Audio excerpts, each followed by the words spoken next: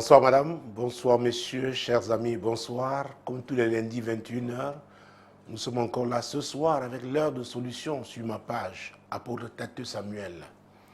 C'est parti pour 60 minutes ensemble avec les courriers que nous avons reçus, sachant que ce programme est sous la couverture du sang de Jésus et que c'est le Saint-Esprit qui le conduit. Premier courrier, s'il vous plaît. Bonjour, monsieur l'apôtre. Je vous écris parce que je suis débordé par les catastrophes de ma femme qui prie dans une église de la ville de Douala. Le père de son premier enfant a publié une photo où ils sont à trois en train de manger quelque part. Ayant posé la question à ma femme, elle a reconnu après beaucoup d'hésitation qu'ils se sont vus au cours du mois de juillet 2023 lorsque ce dernier était au Cameroun. Or, cet enfant est chez moi et je m'en occupe depuis 12 ans. Son école coûte plus cher que celle de ces deux cadets qui sont miens. N'est-ce pas là une trahison? Je l'ai sorti de la chambre conjugale le temps de bien réfléchir. J'ai besoin de vos conseils parce que même son pasteur n'est pas sérieux. Waouh! Peut-être je vais commencer par la fin. Mon Dieu, mon roi, parce que ça nous amène à parler de la réputation. Ça veut dire qu'il aurait eu recours au pasteur de la femme si effectivement il avait confiance en lui, s'il avait vu sa femme transformée. Ah, mon Dieu, ce n'est pas vraiment l'objet du courrier, mais ça nous interpelle, nous, ministres de l'Évangile. Ah, oui. Je crois que c'est dans 1 Pierre chapitre 3, où l'apôtre Paul conseille aux femmes mariées, effectivement, de prendre leur mariage au sérieux, de bien se conduire, de manière à ce que même s'il y a des maris qui n'ont pas cru, en voyant la conduite de leur femme, n'est-ce pas, qu'ils soient gagnés à Christ. Voilà. Femmes, soyez de même soumises à vos maris, afin que, si quelques-uns n'obéissent point à la parole, ils soient gagnés sans la parole par la conduite de leur femme. C'est très important, par la conduite de leur femme. Je sais que les femmes, vous les retrouvez les plus nombreuses dans les églises, dans les réunions de prière. Mais quand la transformation de quelqu'un qui assiste aux prières, ça peut être un homme ou une femme, qui assiste aux réunions à l'église, n'est pas effective, quand elle n'est pas évidente, quand le témoignage n'est pas bon, croyez-moi, ça pousse les gens à douter, ça pousse les gens à se poser des questions. Voilà ce monsieur, il dit qu'il ne peut pas aller vers le pasteur de sa femme parce qu'il lui n'est pas sérieux. Je ne sais pas ce qu'il met dans sérieux, mais tout simplement, il n'a pas confiance au pasteur de sa femme. Je ne dis pas qu'il a raison. Je ne dis pas que le pasteur de cette femme n'est pas sérieux. Mais, à vrai dire, je le signale comme ça, je l'indique en passant pour que nous fassions attention, nous, ministres de l'Évangile. C'est très important. Nous servons le Très-Haut. Pour ceux qui ont été véritablement appelés par le Seigneur, effectivement, ils sont des ambassadeurs vraiment du royaume. Et ils doivent conduire le peuple de Dieu de manière à ce qu'il soit transformé par la parole de Dieu et que leur témoignage soit établi. C'est très important. Alors, revenons vraiment au cœur du courrier. Ce monsieur, oh, Jésus-Christ de Nazareth. Déjà, je voudrais vous dire que je comprends votre réaction et je ne suis pas loin aussi de ce mot que tu as utilisé, le mot trahison. Je ne suis pas loin de ça. Vous savez, le mariage est basé sur la confiance. Ah oui, la confiance, la confiance, la confiance, la confiance. Et la Bible dit que sans la foi, on ne peut pas plaire à Dieu. On ne peut pas parler de foi sans la confiance. Donc il ne peut pas avoir de confiance s'il n'y a pas la vérité. Et c'est pourquoi je voudrais juste citer ce passage où on va le lire, le verset 32 de Jean, chapitre 8. C'est Jésus qui parle. Jean, chapitre 8. Mon Dieu, mon roi. Vous connaîtrez la vérité et la vérité vous affranchira. Voilà. Vous connaîtrez la vérité et la vérité vous affranchira. Et le même Jésus, dans Jean 14, verset 6, il dit, je suis le chemin, la vérité et la vie. Donc, quand on décide de suivre Jésus, ce n'est pas le suivre à distance, c'est se rapprocher de lui. C'est vraiment se laisser influencer par Jésus, lui la parole, lui la vérité, pour que nous marchions dans la vérité. Et la vérité, le mot affranchissement parle de libération. La vérité va nous délivrer, n'est-ce pas, de notre vaine façon de vivre. Nous étions habitués à contourner, à jongler, à pratiquer la ruse, à tromper. Mais non, quand on rencontre Jésus, ça doit changer. Ça doit changer. Vous savez, je pense à l'histoire de cette femme qui avait caché à son fiancé qu'elle avait un enfant. Et le fiancé croyait que c'était cet enfant était la Benjamine, n'est-ce pas, de la famille, c'est-à-dire la sœur cadette à sa femme. Donc on l'a envoyé chez ses grands-parents, dont le déjà devenu marié. Donc le mari croyait donc que c'était l'enfant plutôt, que cet enfant-là était une de ses belles-sœurs, alors que c'était la fille. Oui, la fille de sa femme. Elle a caché, sa famille a caché aussi, mais seulement, vous savez, à l'adolescence, elle a commencé à faire des crises, elle est attachée à son âge. Et une fois, elle est tombée malade. C'est un de ses frères. Il a dit, mais quelles sont ces histoires-là? Elle lâche son mari tranquille, maintenant, c'est nous qui nous... Hey, qu'elle vienne s'occuper de sa fille. Ça fait le bruit dans la famille. Finalement, le mari a été au courant, il a su. Ça avait été pas facile pour lui, parce qu'il avait aussi utilisé le même mot, le mot trahison. Alors, comment peut-on bâtir avec le mensonge? Si on reste dans ce même chapitre 8 de Jean, si on prend un autre verset, je veux parler là, n'est-ce pas, du verset 44, on comprendra à quel camp appartient le menteur. Verset 44. Vous avez pour père le diable et vous voulez accomplir les désirs de votre père. Il a été meurtrier dès le commencement et il ne se tient pas dans la vérité, parce qu'il n'y a pas de vérité en lui. Lorsqu'il profère le mensonge, il parle de son propre fond, car il est menteur et le père du mensonge. Aïe! Car il est menteur et le père du mensonge. Donc quand il ment, oh, Jésus a utilisé des mots très forts, hein? Très forts. Il a utilisé le mot meurtrier, mon Dieu, mon roi, Jésus-Christ de Nazareth. Et il dit qu'il est meurtrier dès le commencement. Donc, les meurtriers, généralement, sont les menteurs parce qu'ils vont vous cacher leur projet. Ils vont vous le cacher. Ils ne marcheront pas dans la vérité. Ils marchent dans les ténèbres. Ils font des choses cachées. Oh mon Dieu. Et Jésus ici s'adressait, n'est-ce pas, oh mon Dieu, à ces religieux. Vous avez pour père le diable. Et à la fin, il va dire, et le diable qui est le père de qui? Qui est le père du mensonge. Du mensonge. Donc quand le diable parle, mon Dieu, Jésus dit qu'il ne sait pas se tenir dans la vérité. Ce n'est pas possible, ce n'est pas sa nature.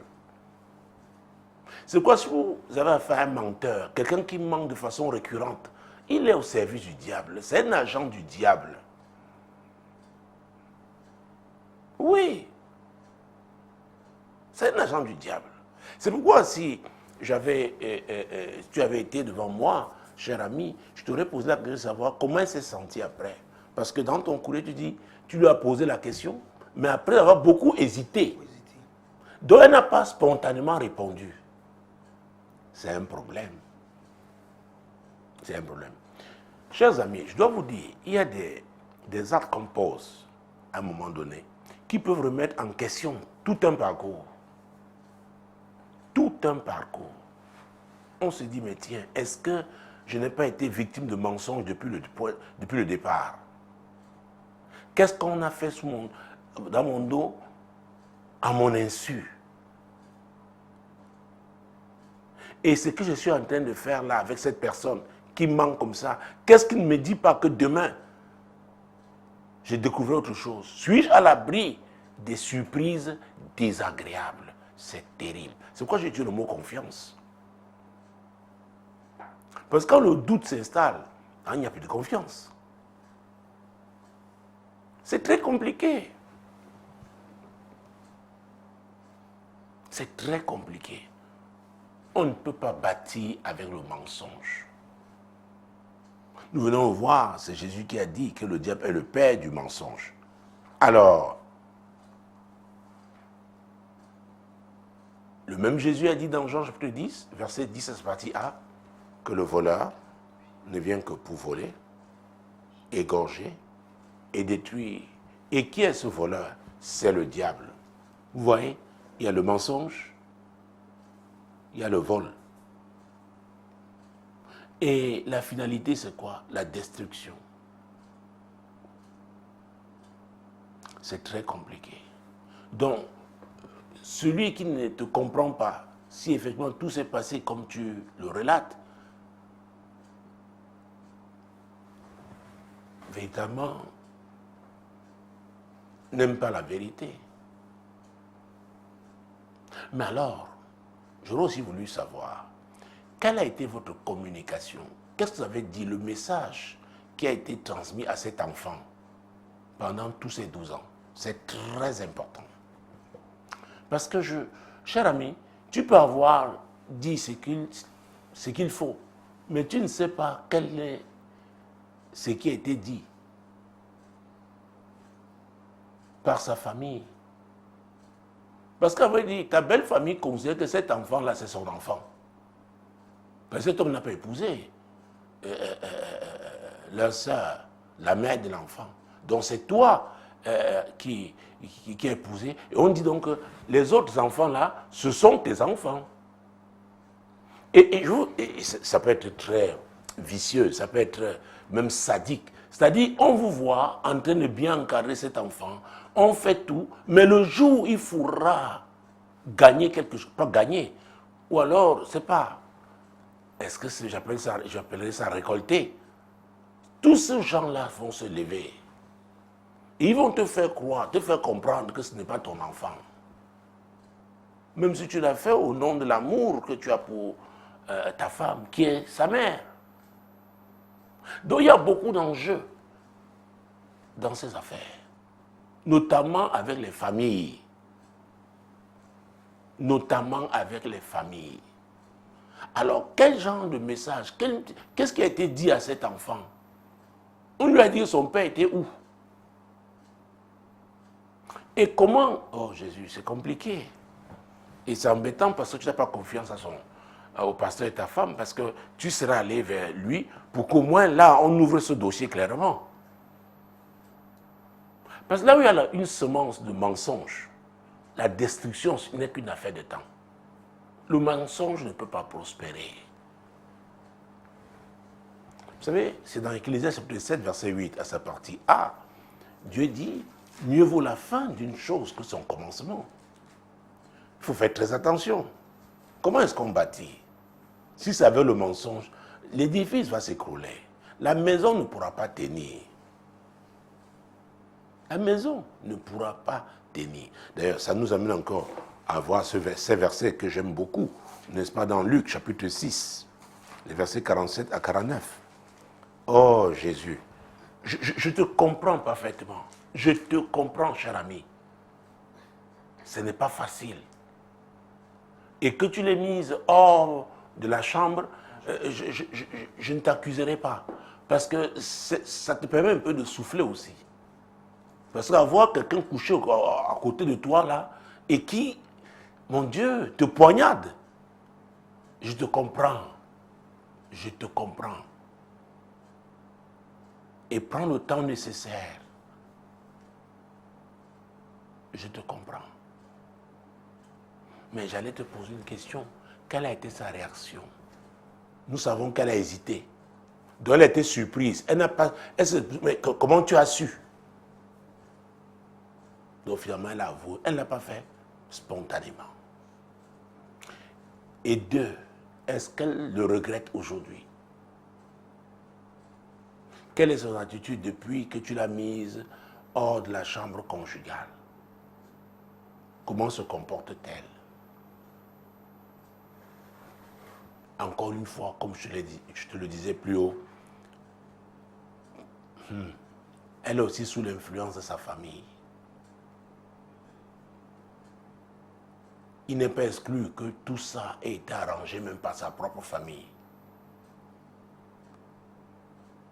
Et vous savez, dans un contexte de pauvreté comme celui de l'Afrique, mon Dieu, peut-être celui-là est arrivé avec quelques euros ou quelques dollars, je ne sais pas, quelques rounds.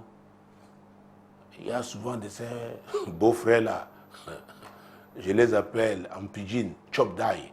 Il y a les belles-sœurs comme ça aussi.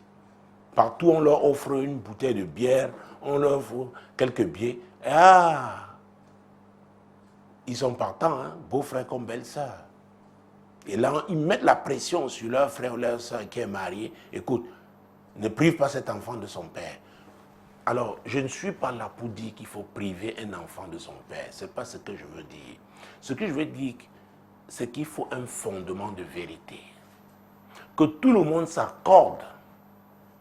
Parce qu'un enfant qui est en train de grandir, ça fait 12 ans, je ne sais pas quel âge il a aujourd'hui. Donc, on est en train de...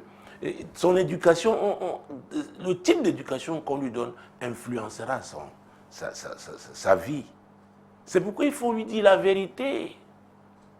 Et quand la vérité a été dite, à vrai dire, ce genre de situation ne devrait pas arriver.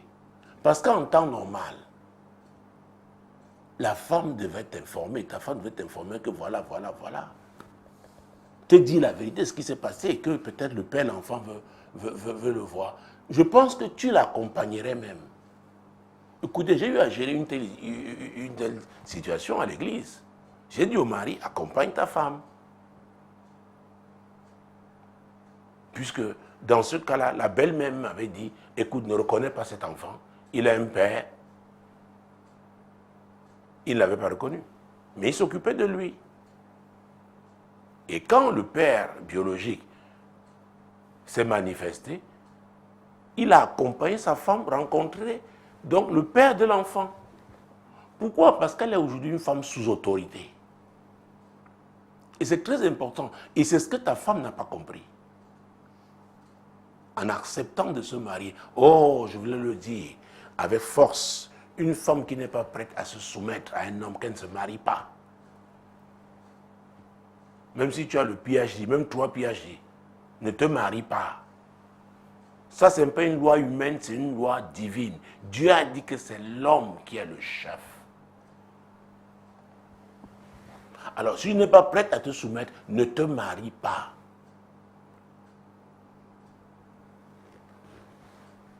Alors, cet acte, n'est-ce pas, est un acte, comment je vais le qualifier? À vrai dire, elle a pris des libertés. Mais, mon Dieu, est-ce que c'est l'autonomie ou l'indépendance? Elle est allée. Elle a pris l'enfant. Allons voir ton père. Et notre ami qui nous écrit, nous ne savons même pas maintenant quelle attitude même que cet enfant a à la maison aujourd'hui. À vrai dire, l'atmosphère de la maison est polluée. L'atmosphère de la maison est polluée. Donc, après cette rencontre, c'est sûr que le contact a été rétabli. Peut-être il appelle même désormais quand tu n'es pas là. C'est très compliqué. Les femmes, je voudrais reconnaître que ce n'est pas facile. Chacun de nous a un passé. Mais il est important de bâtir sur un fondement de vérité. Et c'est pourquoi je voulais qu'on lise, n'est-ce pas, ces versets 47, 48 et 49 de Luc chapitre 6. Je vous montrerai à qui est semblable tout homme qui vient à moi, entend mes paroles et les met en pratique. Il est semblable à un homme qui, bâtissant une maison, a creusé profondément et a posé le fondement sur le roc.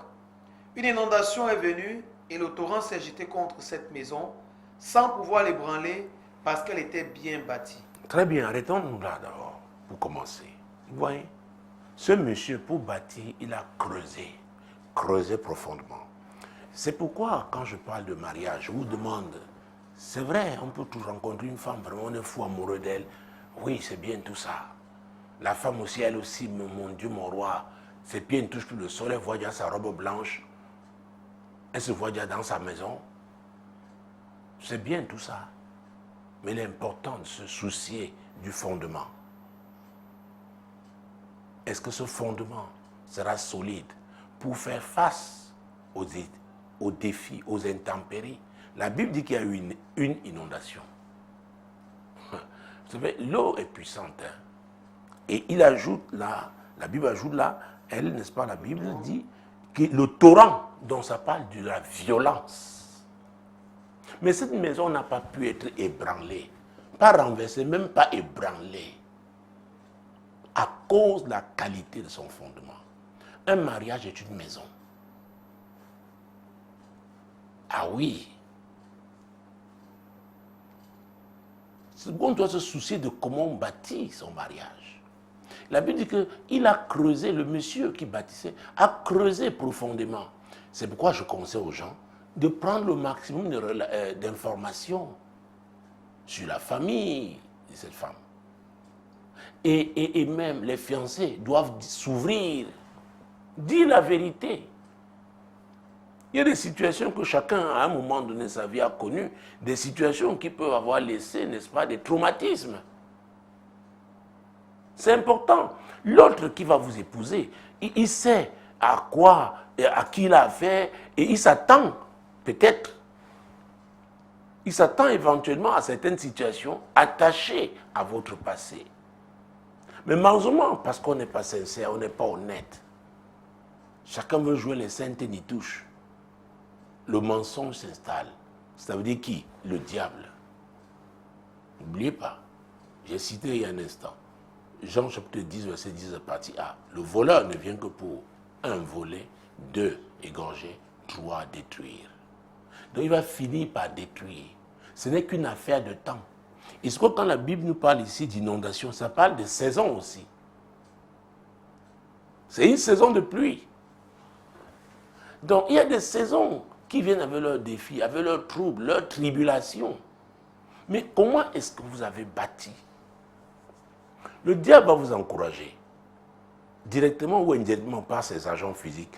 Ils peuvent se trouver dans ta famille, ils peuvent se trouver au milieu de tes amis. Ils vont dire, gars, non, ne cache tes choses, gars, non, laisse, tu sais, ne lui dis pas ça, on ne dit pas tout. Tu sais, il y a ça là vraiment. Et c'est le diable, il sait que ce que tu caches là va te rattraper. Il sait que ce que cette femme là cache va la rattraper. On s'empresse donc, on se marie.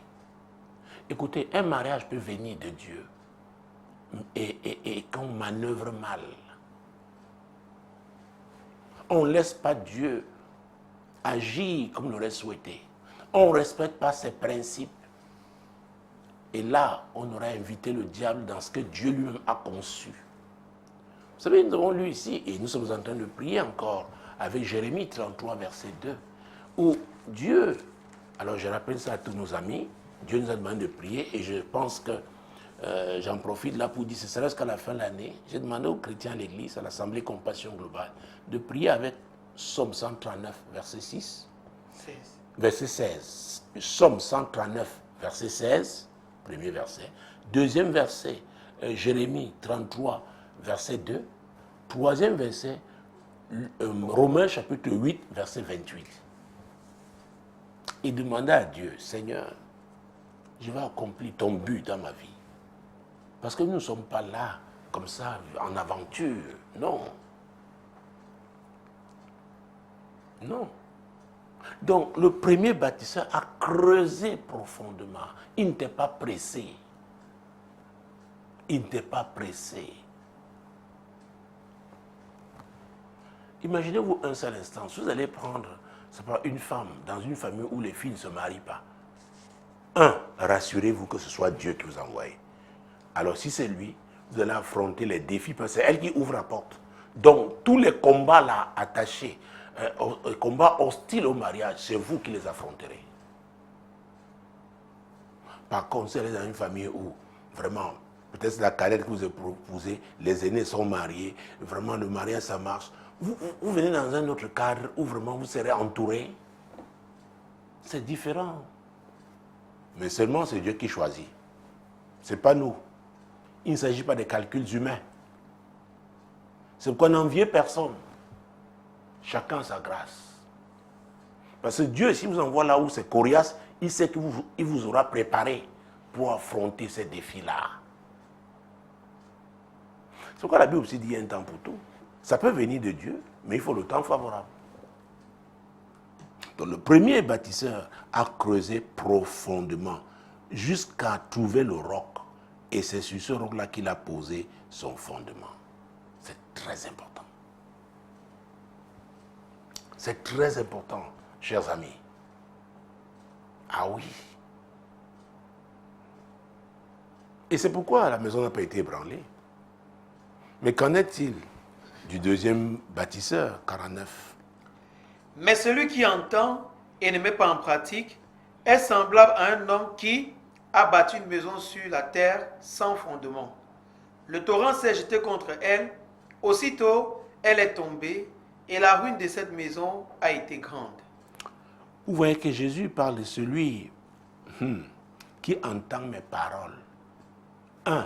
Le premier a réussi parce qu'il les a mises en pratique. Le deuxième a échoué parce qu'il ne les a pas mises en pratique. Ah oui. Donc, où on trouve le fondement de Dieu, c'est dans sa parole. Si on veut bâtir selon Dieu, pour que Dieu préserve, garde l'édifice, garde le mariage, garde l'affaire, ça peut être une affaire, bien sûr, garde votre carrière professionnelle, il faut la bâtir sur la base de la parole de Dieu. Que ce soit clair. Que ce soit clair. Et nous sommes nombreux à souffrir aujourd'hui dans nos assemblées parce que nous avons refusé de bâtir conformément à la parole de Dieu. Parfois aussi parce qu'on a été pressé. Et il y en a qui, à cause de certains défis dans la vie, ils ont, n'est-ce pas, négligé la parole. Jésus nous a dit que nous aurons des tribulations. L'apôtre Paul a renchéri en disant, n'est-ce pas, que ce n'est pas beaucoup de tribulations que nous allons entrer dans le royaume de Dieu. Maintenant, quand une tribulation arrive et que vous jetez l'éponge, vous vous compromettez, vous mettez Dieu dehors. Vous le mettez dehors. Alors, j'en profite, cher ami, toi qui nous as écrit, est-ce que tu penses qu'au départ, vraiment, la vérité, il y avait la vérité? Parce que comme je te dis, cette affaire d'enfant-là ne concerne pas ta femme seulement. Ça concerne aussi ta belle famille, ses frères, tes beaux-parents. Peut-être qu'on l'a mise sous pression. Ah oui. Mon Dieu. Vous savez, une fois j'ai eu j'ai raconté cette histoire il n'y a pas très longtemps. C'était une dame d'un certain âge, ici à l'église, qui avait fait des enfants avec monsieur, ils s'étaient séparés. Et le monsieur, un jour, on apprend qu'il est mort. Et il était mort, le ventre était enflé. Et dans leur coutume, on dit que quand un homme avec qui tu as été, n'est-ce pas, meurt comme ça, il faut que tu fasses certains, je n'appellerai pas ça un rite, mais un exercice bizarre, je vais le raconter, bizarre, pour que toi, la femme, tu ne connaisses pas le même sort. Et en quoi consiste cet exercice?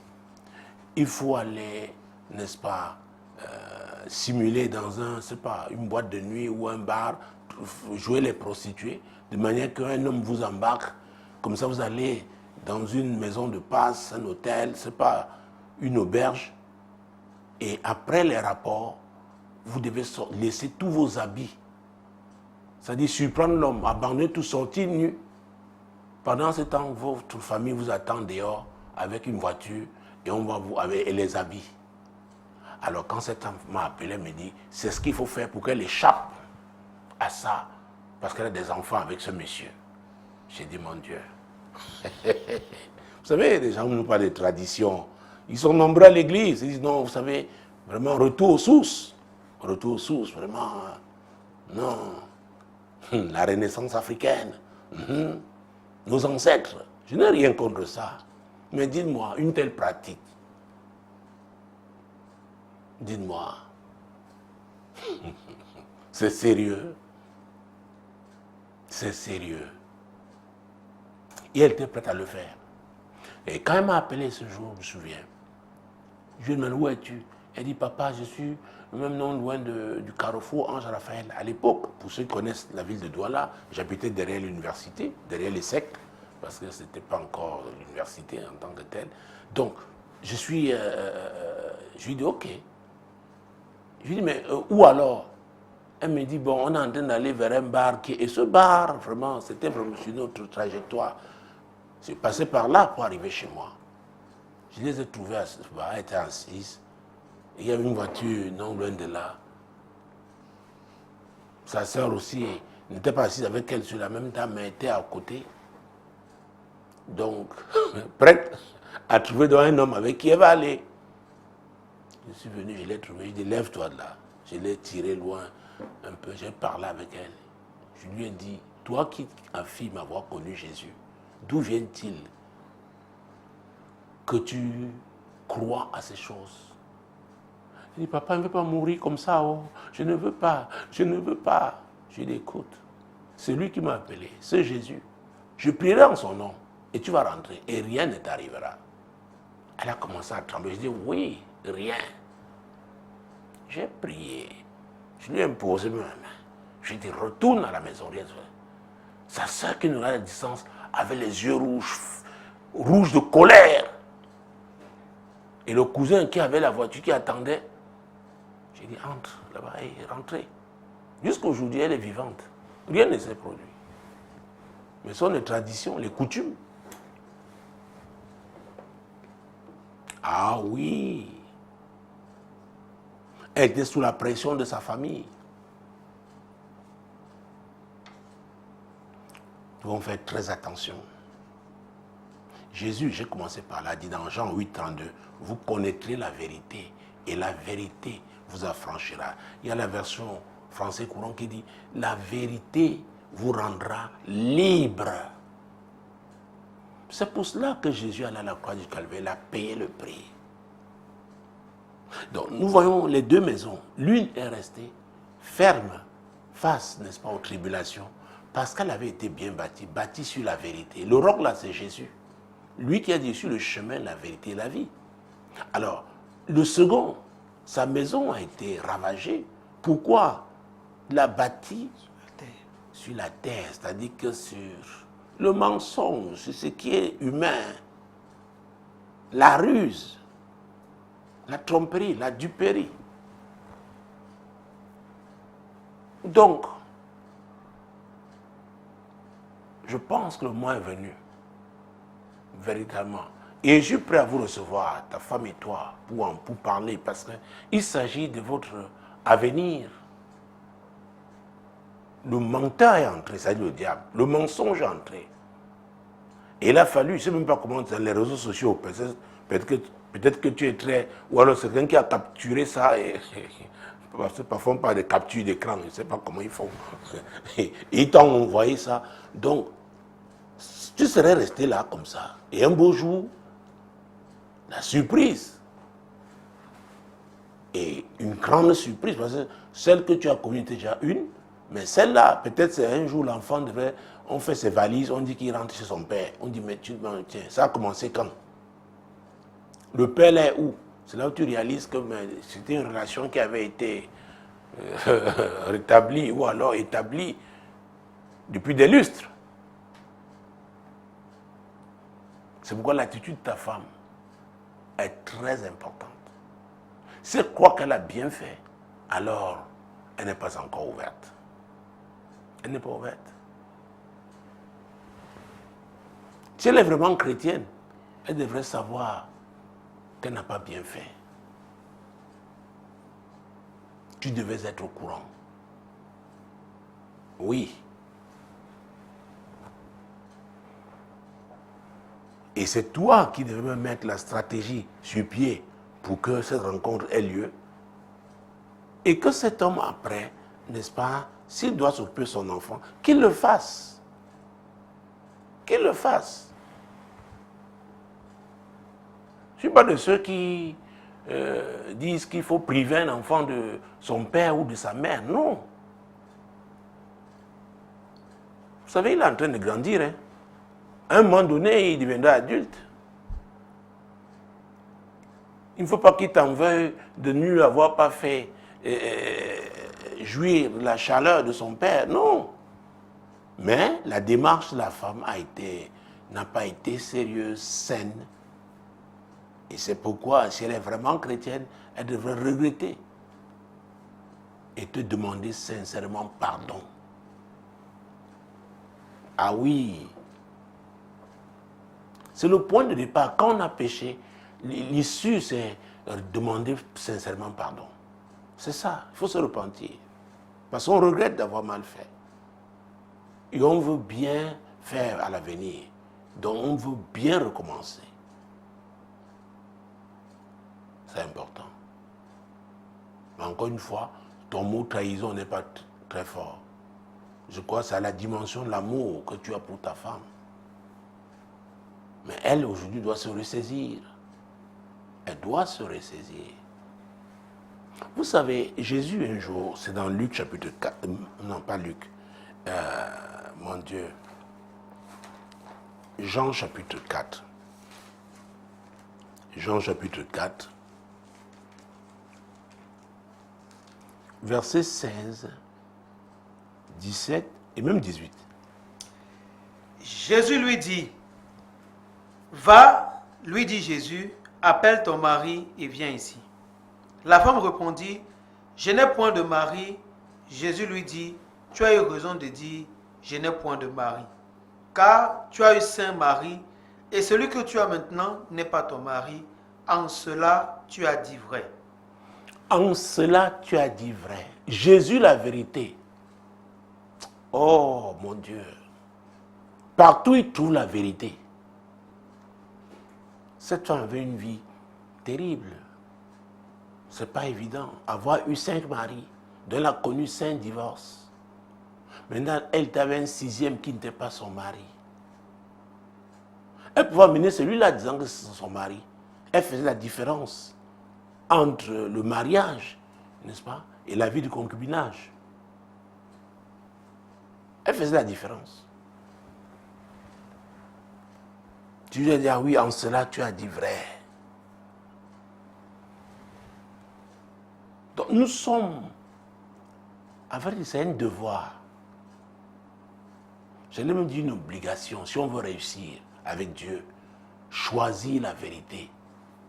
On ne peut pas faire autrement. La vérité là peut blesser. La vérité là peut nous rendre inconfortables pendant un temps. Mais c'est mieux parce que c'est la voie du salut. La vérité. La vérité. Il y a un type de mensonge, après, vous devenez comme prisonnier de votre mensonge. Et ce mensonge-là peut vous étouffer. Vous pouvez suffoquer. Vous avez cru que ça devait vous servir. Maintenant, ça vous dessert. Jésus a dit, vous connaîtrez la vérité. Et la vérité vous rendra libre. La vérité vous rendra libre. Je crois à toujours dans cette émission, il y a environ 10 ans, nous avons eu un courrier comme ça, un monsieur qui effectivement avait épousé une femme qui avait déjà eu 1 ou 2 enfants, un enfant avec un monsieur. Et le monsieur s'est retrouvé en prison. Elle est allée dans la bas, lui donner à manger. Et c'est comme ça, une de ses connaissances qui était en prison l'a vue. Une des connaissances de son mari a informé son mari que, mais allez dire à ce monsieur-là, une fois par semaine, sa femme vient ici en prison rencontrer un certain monsieur. Il lui apporte la nourriture. C'était le père de son enfant, le père de l'homme, l'enfant qu'elle a eu avant le mariage. Ce monsieur aussi était démonté, il était fou de rage. Il dit, mais c'est pas possible. Il dit, donc je donne la génération pour qu'on nourrisse. Vous voyez, s'il vous plaît, les femmes, si vous n'êtes pas prêtes à être soumises, à vous soumettre à un homme, ne l'épousez pas, ne vous mariez pas. Ne vous mariez pas. Dieu a voulu que l'homme soit votre couverture. Vous ne devez pas prendre certaines libertés. Parce que quand vous serez inconfortable, ça va vous rattraper, ça va rattraper votre mari. Ça peut froisser votre mariage. C'est la vérité. Alors, s'il fallait épouser une femme comme celle-ci, qui a eu 5 maris, mon Dieu, si elle avait eu un enfant avec chacun, elle avait 5 enfants. Alors, le 6e homme qui était là, je ne sais pas s'il avait déjà placé sa candidature au mariage, que la femme encore retardait. Parce qu'on a été blessé plusieurs fois, hein, ce n'est pas évident de recommencer. Alors, cet homme, s'il devait l'épouser, il devait tenir compte de ce passé. Parce qu'à un moment donné ou autre, un des pères des enfants peut se manifester, je ne sais pas, peut-être pendant la saison d'été, un autre pendant l'hiver, un autre pendant l'automne. Ah! Encore que là, ce sont les 4 saisons. Le printemps, l'été, l'automne, l'hiver. Mais là, ils avaient 6 et 5 enfants.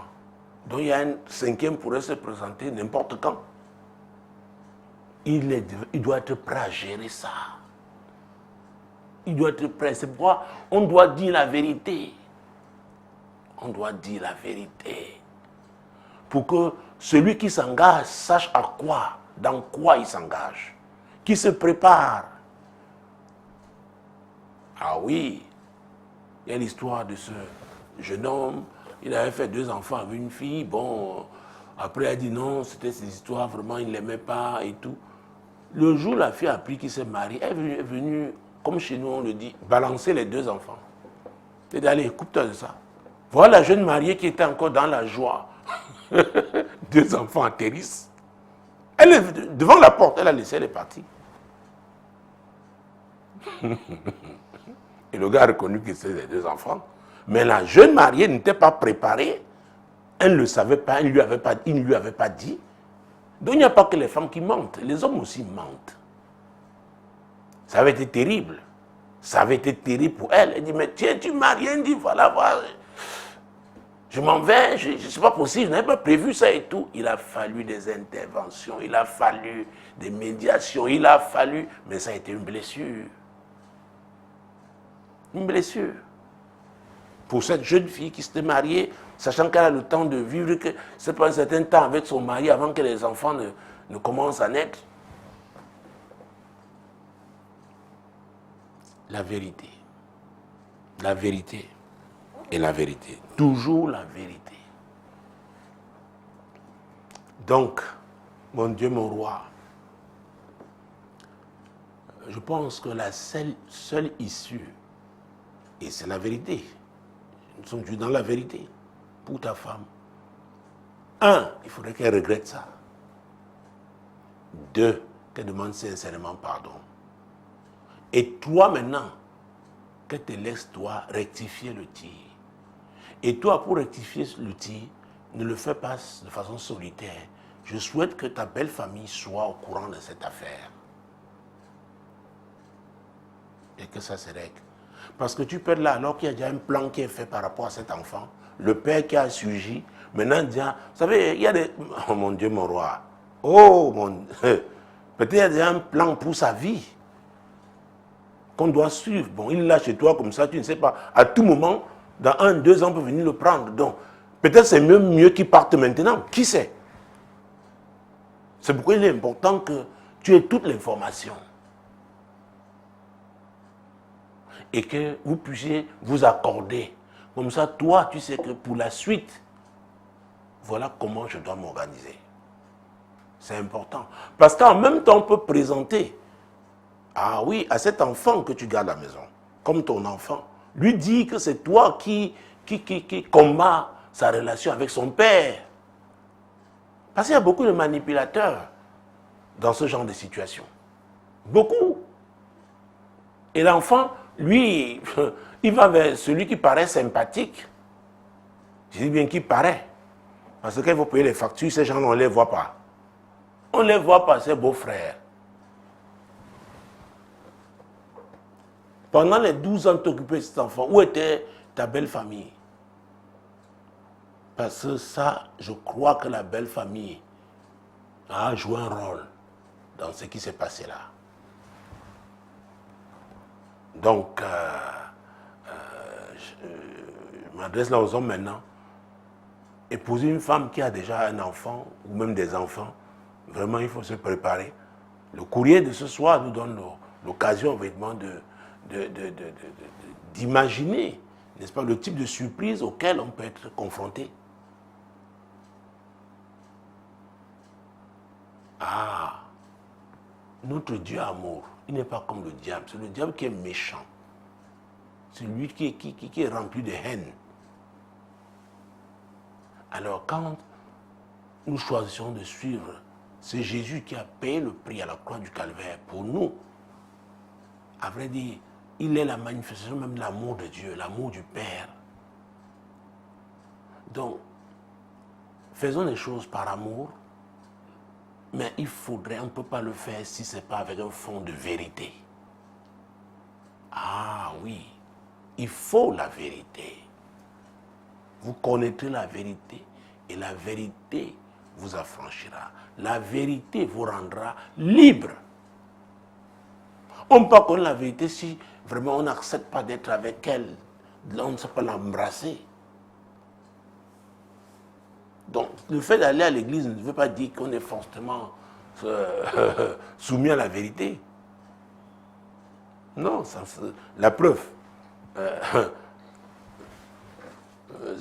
L'acte qu'elle a posé montre véritablement si elle est chrétienne ou pas. Donc, que cette occasion, parce qu'il vous faut un nouveau départ, parce qu'il y a une blessure. Donc, cette blessure-là, il faut bien la soigner. Et Jésus va te guérir.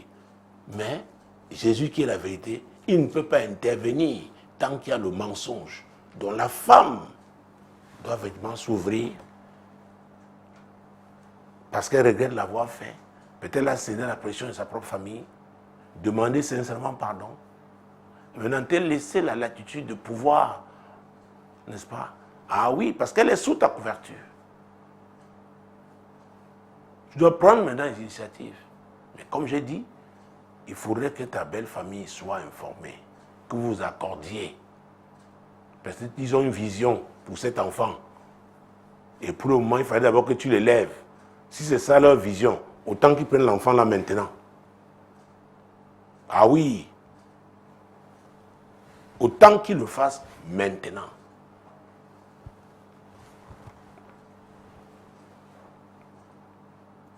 Donc,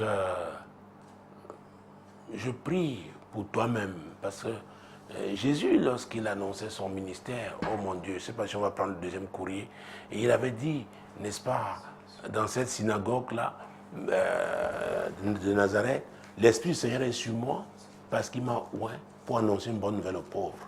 Il m'a envoyé pour guérir ceux qui ont le cœur brisé. C'était la deuxième, vraiment, le deuxième but de son ministère. Guérir ceux qui ont le cœur brisé. Je sais que tu as le cœur brisé maintenant. Et il n'y a que le Seigneur pour te guérir. Écoute-moi, cher ami. Si cette situation peut te permettre maintenant de suivre le Seigneur, moi je dirais gloire à Dieu. Et ça te donnera l'occasion maintenant de toi-même poser ta vie sur le roc, qui est la vérité, qui est Jésus. Ton mari a sur le roc, qui est la vérité, qui est Jésus. Si elle fréquente seulement l'église sans être convertie, que toi, tu fasses la différence. Ah oui.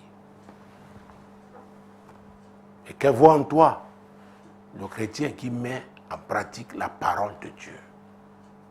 Donc Jésus a dit dans Matthieu 11, 28, 29, venez à moi, vous tous qui êtes fatigués et chargés, je vais vous donner le repos. C'est pourquoi c'est Jésus qui est la solution. Tourne-toi vers lui. Ah oui, cher ami. Jésus, Jésus, Jésus. Il connaît son but pour ta vie. Il sait comment le diable, n'est-ce pas, a attaqué ton mariage pour le ronger, le ruiner. Mais toi, tu te tournes vers lui, lui qui est le sauveur, lui qui est le Saint, lui qui est le protecteur, lui qui combat pour nous, lui qui intercède pour nous. Alors, il va t'aider. Que la paix du Seigneur soit avec toi. Que la paix, je prie pour la paix, je prie pour la paix, la paix. Je prie afin que Jésus se révèle à toi. Que Jésus se révèle à toi. Au nom puissant de Jésus. Amen. Deuxième courrier, s'il vous plaît. Bonjour, apôtre.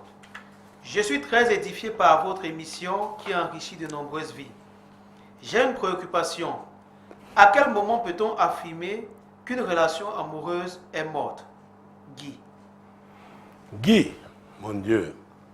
Alors, quand Guy parle de relations amoureuses, il parle de quoi exactement? Parce que moi, je ne parle que du mariage. Quand il parle d'amour entre un homme et une femme, n'est-ce pas, se concrétise dans le cadre du mariage. Maintenant, c'est que le monde parle de types de relations et on parle de relations amoureuses. Parfois, ce sont des irresponsables, des collégiens, des gens à qui on donne l'argent de baigner. Vous savez, il y a quelqu'un qui m'a raconté l'histoire de son fils. Il l'a inscrit dans une université d'élite au Cameroun. Et vraiment, la première année, cet enfant s'est amusé et tout. Et son père lui demande, il était au Cameroun, il vient le voir, il dit, mais qu'est-ce qui se passe? Pourquoi tu as mal comme ça? Il lui a dit, papa, vraiment, je ne savais pas que j'allais tomber amoureux.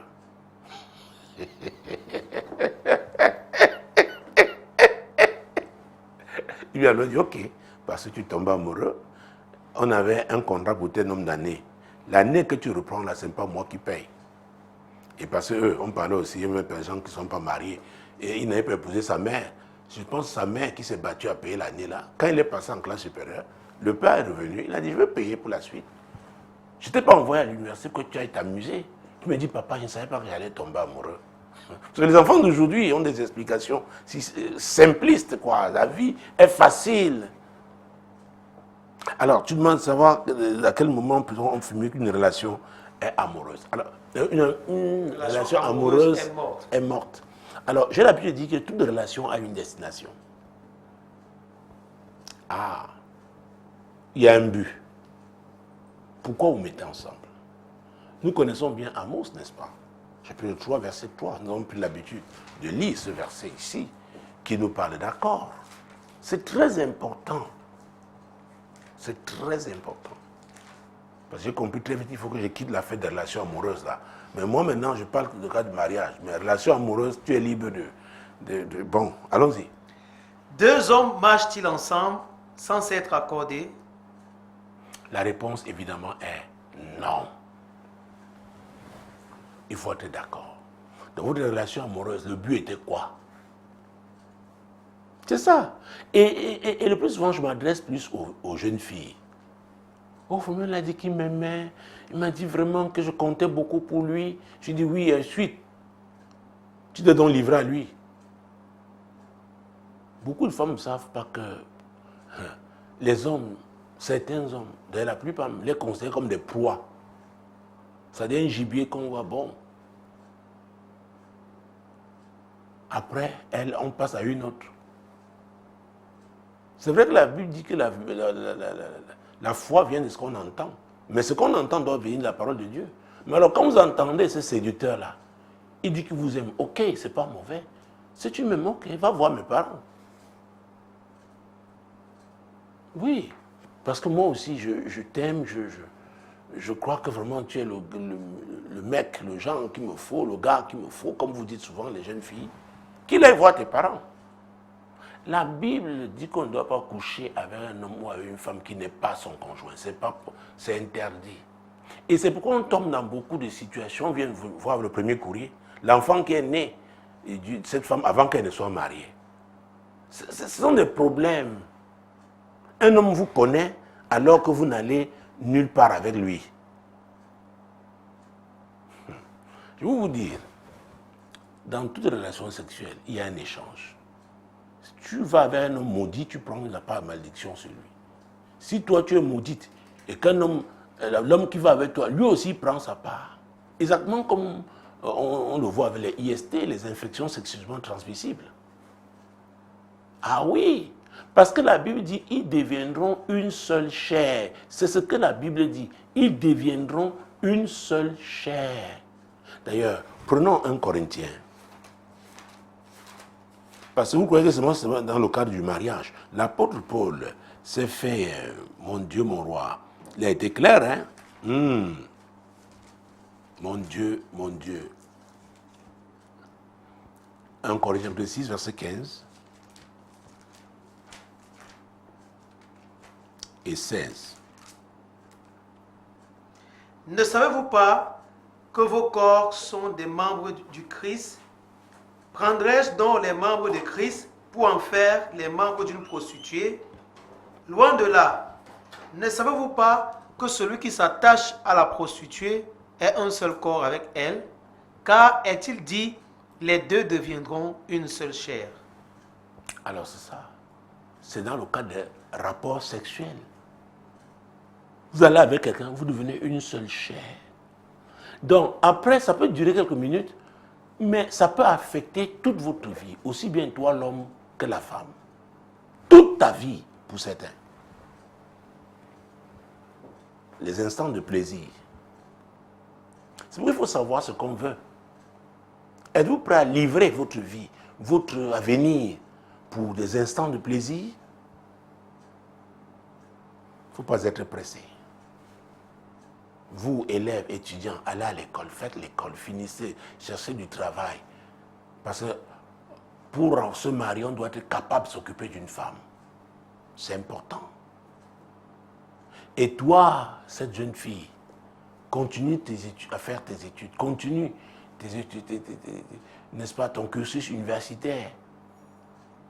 Tu n'auras pas un jour à vouloir te faire avorter parce que tu as une grossesse indésirée. Tu n'auras pas à regretter le fait que plusieurs hommes t'ont connu et que dans certains milieux tu es embarrassé parce que tu es avec ton mari. Donc tu ne dois pas être légère. La légèreté.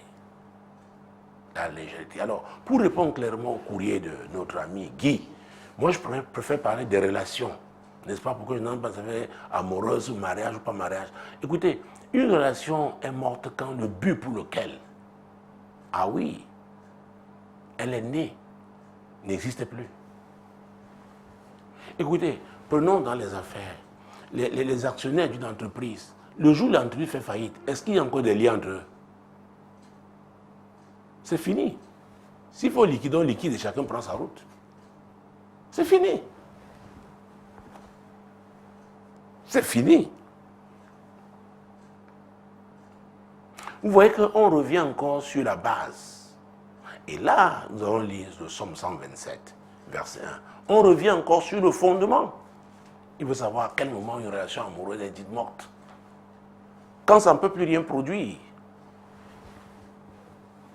Quand au moins l'une des personnes ne croit plus de façon irréversible au but, à l'objectif de cette relation. Quand il dit irréversible, ça dit que même après toutes les tentatives de réconciliation, niet. La personne n'y croit plus, n'est plus. La personne décide de s'en aller. La relation est morte. La relation aussi peut être morte. Mon Dieu. Nous venons de parler de trahison. Une relation peut mourir parce que la confiance n'existe plus. Parce que comment deux personnes qui ne se font pas confiance peuvent cheminer ensemble? Est-ce possible? Pour moi, je trouve que c'est extraordinairement difficile. Alors la partie B, on va lire A et B. Si l'Éternel ne bâtit la maison, ceux qui la bâtissent travaillent en vain. Si l'Éternel ne garde la ville, celui qui la garde veille en vain. Alors, deux choses. Le point de départ, si l'Éternel ne bâtit, ça veut dire qu'il faut qu'il soit là au départ. Si l'Éternel n'a pas été là, tout ce que vous faites là, exactement comme nous avons parlé, nous avons lu Luc chapitre 6, versets 47, 48 et 49 tout à l'heure. Le premier a bien creusé, il a trouvé le roc. Il a posé le fondement de sa maison sur le roc. Donc il a commencé avec Dieu. Mais l'autre, la maison a été érigée. À vrai dire, Dieu savait que cette maison ne tiendrait pas. Connaissant les réalités attachées aux saisons. Et en saison de pluie, la maison a été ravagée. Donc il y a des relations nées, c'est-à-dire mort, comment on dit ça? On parle sur les enfants morts-nés. C'est-à-dire il y a des relations comme ça. C'est-à-dire que c'est mort dès le départ, parce qu'il n'y avait rien. Il y en a qui me disent non, vraiment j'ai du plaisir avec lui, j'ai du plaisir avec... On mange le plaisir. Et après? Et après? Je vous ai dit ici que beaucoup ont des problèmes parce qu'ils disent qu'ils se sont mariés par amour. On doit épouser la vision. L'homme qui demande ta main, il veut t'amener où? Alors la vision dont tu te parles, le projet de sa vie là et tout, est-ce que tu te sens vraiment attiré par ça? Est-ce que tu penses que tu feras contribuer parce que Dieu t'aura préparé? Parce que toi aussi tu as des talents et donc Dieu t'a donné. Toi la jeune fille, toi cette femme. C'est très important. C'est très important. Donc ce n'est pas l'amour, vraiment il est beau, vraiment, oh, il est frais, il est chic, vraiment bon genre, il est attentionné, oui, mais quelle est sa vision?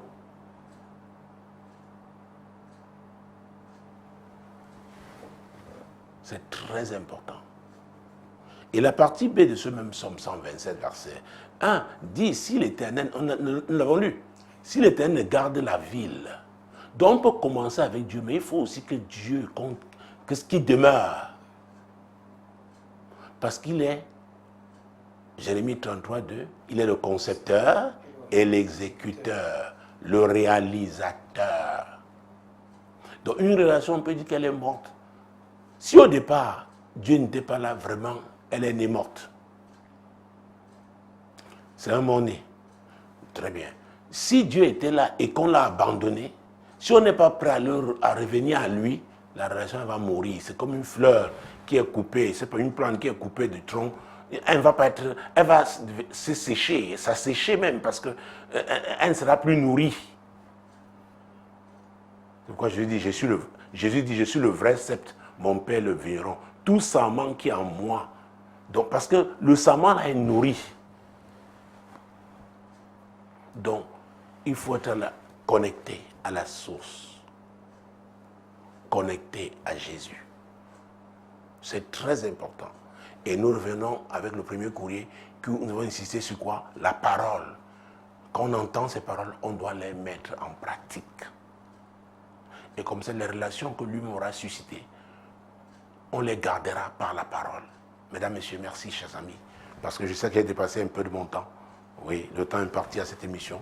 Le prochain rendez-vous, c'est lundi prochain, lorsqu'il sera 21h. Demeurez bénis. Shalom.